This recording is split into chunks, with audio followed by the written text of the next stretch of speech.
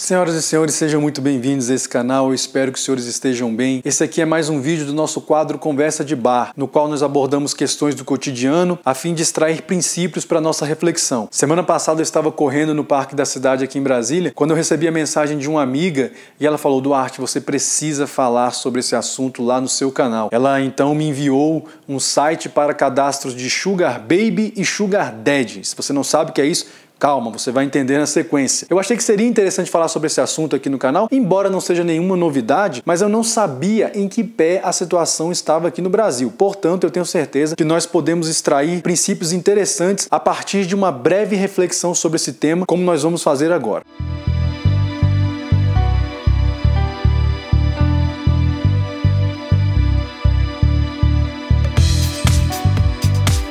Bom, então eu vou ler algumas coisas aqui no site, né? Apenas para que a gente então se familiarize. Eu vou deixar na descrição do vídeo aqui um link para esse site e também para uma reportagem que foi exibida pelo Domingo Espetacular sobre esse assunto. E o site então já inicia com um domínio bastante sugestivo: meu patrocínio, né? Então você vê que a coisa já vai ficando muito clara. E ele apresenta-se da seguinte maneira: a maior rede sugar do Brasil. Mulheres lindas, homens ricos, cadastre-se. E aí então ele vem aqui dizendo assim, né, quais são as vantagens de ser uma sugar baby. Viagens fantásticas, mimos e presentes. Muitos sugar daddies gostam de viajar, assim como você. Estabilidade e networking. Sugar daddies são bem relacionados e isso pode impulsionar seu crescimento pessoal. Relacionamentos maduros e sem joguinhos. Encontre homens experientes e objetivos.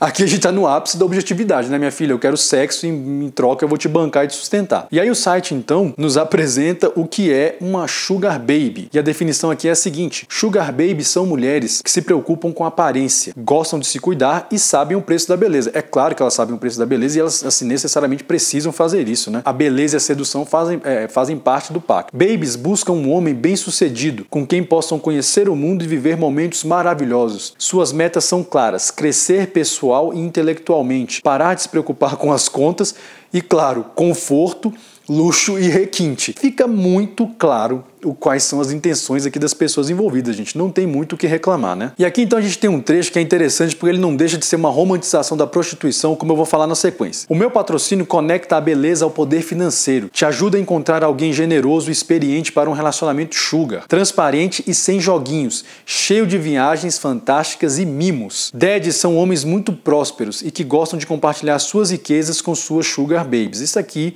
né, é uma visão bastante fantasiosa, meio que uma linda mulher. E aí então o site fala sobre as vantagens de ser um sugar daddy. Encontre mulheres jovens, lindas e decididas. Muitas mulheres interessantes de todos os estilos querendo te conhecer. É claro que elas querem te conhecer, né? Relacionamento honesto e transparente. Sempre abra o jogo sobre suas questões pessoais e profissionais. 4 vezes mais mulheres cadastradas do que homens, né? Isso aqui também é evidente, né? Nesse tipo de circunstância é óbvio que o número de mulheres cadastradas vai ser muito maior do que o de homens. E aí o site então nos aponta o que é ser um sugar daddy. O verdadeiro sugar daddy é um homem experiente, confiante, bem-sucedido, que trabalha muito e por isso é muito próspero. Próspero do ponto de vista material, né? Porque do ponto de vista existencial e espiritual, um daddy gosta de compartilhar suas riquezas, conhecimentos e momentos com sua sugar baby. Para finalizar, eu vou apenas citar alguns números segundo, né, o próprio site de pessoas cadastradas. Existem atualmente 1.800.000 sugar babies femininas e 638.000 sugar babies masculinos. Existem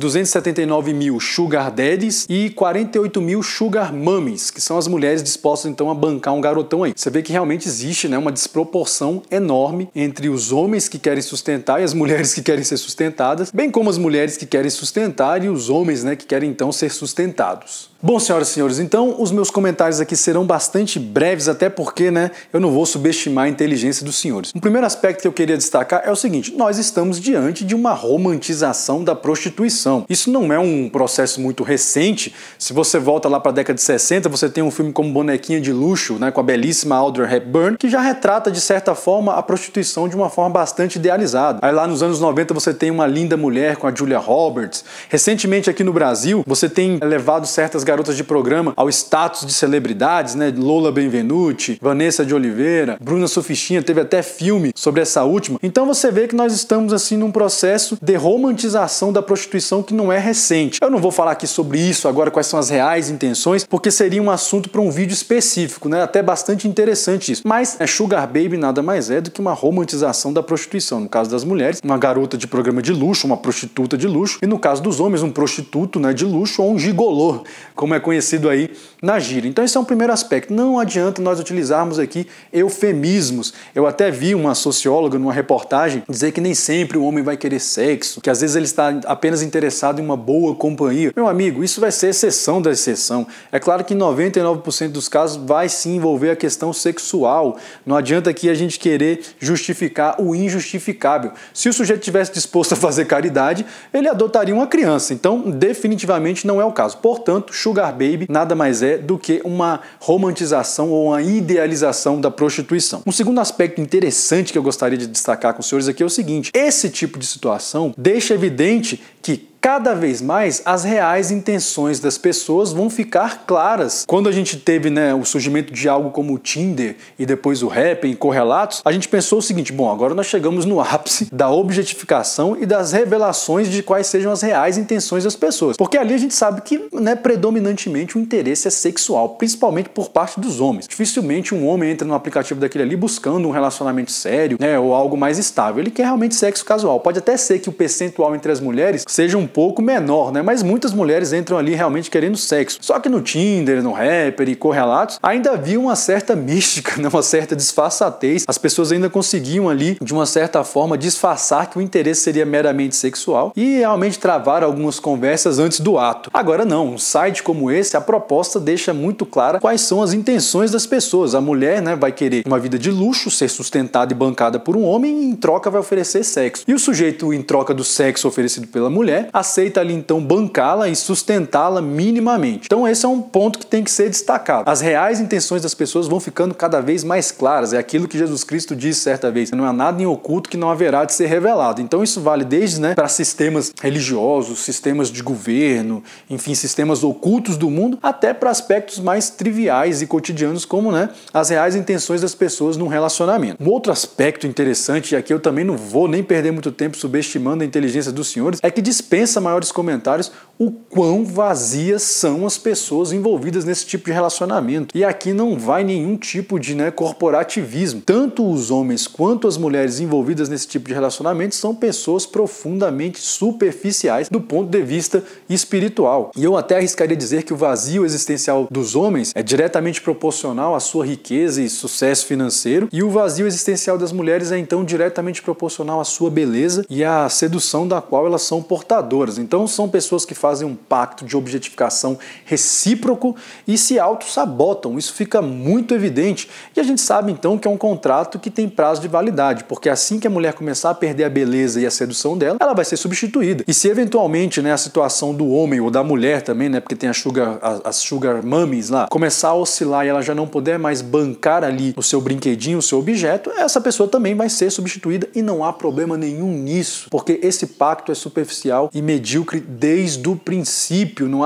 há segredo nenhum, não é um tipo de relação que é pautada no amor, no respeito, não. Desde o começo as pessoas já sabem quais são as suas reais intenções, uma vai utilizar a outra, né? São pessoas que já perderam completamente as esperanças e as expectativas em qualquer tipo de relacionamento substancial. Um outro aspecto ainda que a gente precisa destacar para refletir um pouquinho aqui é que esse tipo de situação então evidencia a hipergamia feminina, que é tão debatida na masculinidade atual, ou seja, esse desejo que as mulheres têm de realmente ser sustentadas, né, por um homem que as banque, então, que dê a elas uma vida de luxo. E a gente sabe que do ponto de vista mais conservador, isso sempre aconteceu dentro do casamento. Historicamente, o homem dentro de um casamento sustentava, bancava, patrocinava uma mulher, não tinha nenhum problema se ela ficasse em casa, porque era assim que funcionava. E é claro que o casamento era uma relação que era pautada em amor, respeito, não se limitava a questões sexuais, como agora é o caso. Então você vê que a gente realmente está degradando, né? Você acha que as coisas não podem piorar. E sim, meus amigos, elas ainda podem piorar muito. Então agora o sujeito realmente sustenta e banca, mas em troca de sexo. Então essa questão da hipergamia fica bastante evidenciada nesse tipo de situação. E por fim ainda, né, dentro de uma reflexão sobre a questão específica, fica claro aqui o seguinte, meus amigos, eu fui bastante censurado por algumas pessoas mais próximas a mim em relação ao último vídeo que eu postei aqui no canal dos robôs sexuais. Algumas pessoas acharam que eu exagerei, né, nas previsões, mas meu amigo, imagine o seguinte, você acha mesmo que um homem que se envolve numa relação dessa vai pensar duas vezes quando tiver que substituir uma mulher dessa, que já é um objeto, ela já é tratada como objeto, por um robô sexual, que vai ali preenchê-lo afetivamente e vai preenchê-lo sexualmente? Ele não vai pensar duas vezes, já que essa é uma relação já objetificada desde o princípio. Que diferença vai fazer para ele se ele tem um robô de luxo ou se ele tem ali uma boneca de luxo humana? Não vai fazer diferença nenhuma. Então, por mais distópico que possa parecer, talvez um futuro no qual as pessoas sejam realmente substituídas por robôs não é uma coisa assim tão fictícia como pode parecer em princípio. Agora, para finalizar, e aqui então é o mais importante. Meus amigos, não adianta você se escandalizar, você achar tudo isso um absurdo, a degradação humana, né, a nossa decadência, se você não entender que coisas como essas são apenas um efeito de uma causa, ou são efeitos de uma causa primordial, essencial, que nada mais é do que o vazio espiritual humano, como eu já venho falando nesse canal desde sempre. Entenda uma coisa, meu amigo e minha amiga, nossos dilemas mais fundamentais, ou o nosso dilema mais fundamental,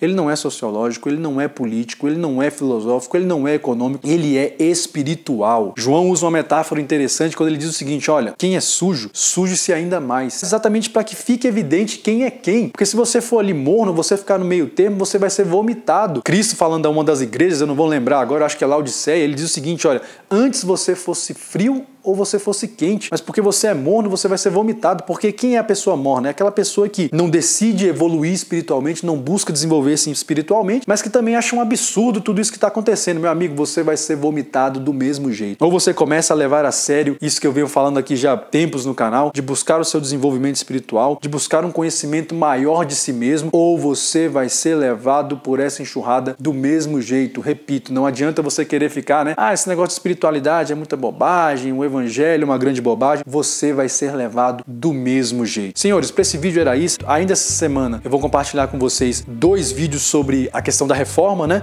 Nós estamos na Semana da Reforma Protestante. É uma das datas religiosas que eu celebro com mais alegria, com mais vigor, porque tem muita importância na minha vida. Então eu devo compartilhar com vocês um vídeo provavelmente na segunda e outro na quinta, quando é o dia da reforma. Se você gostou desse vídeo aqui, considere inscrever-se nesse canal se você achar que isso possa ser bom para você. Compartilhe essa mensagem, deixe o seu gostei, deixe os seus comentários. Se você discorda do que eu falei, como sempre, deixe aqui seus comentários. Eu não tenho interagido muito com vocês aqui no canal por motivos específicos, mas que no futuro eles vão ficar mais claros. Mas de qualquer forma eu tenho deixado aqui o meu e-mail aqui, né, na descrição do vídeo, e também tenho deixado o meu Instagram. Então eu tenho tido contato com pessoas por esses meios, né? Então se você quiser escrever alguma coisa, compartilhar alguma coisa comigo, pode me escrever um e-mail ou pode entrar em contato lá pelo direct do Instagram. Então você será bem-vindo. Lembrando-se sempre de uma coisa: o movimento de uma única peça pode definir um jogo inteiro.